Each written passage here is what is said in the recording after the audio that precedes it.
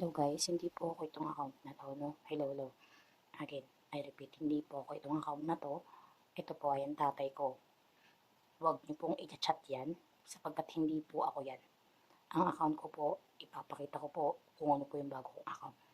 Yan po ay nagpapanggap po lamang laging wala sa bahay ko. Nagtitinda po, naghahagilap po ako ng pera. Ginagamit po ako ng sarili kong ama. Na mismong kadugo ko, kami. Nagdadami account siya. Parang sirain kami, magkakapatid.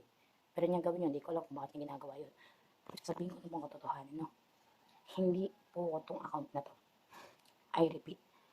Screenshot po dyan, hindi po ako yan. Hindi po yung official account ko. Ang account ko po ay ito. Hindi po ako nagsusuot ng puti. Ang account ko po ay nakapink po ko at nakalagay doon na Respect Rosmar.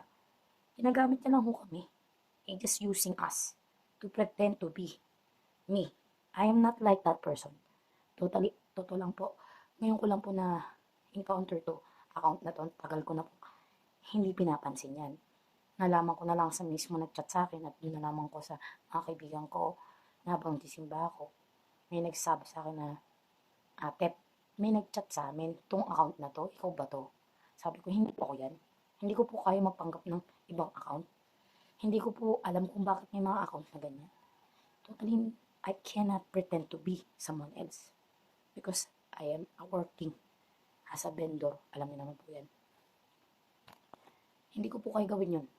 Kasi sabi ko na po, I want you to learn. This is my official account.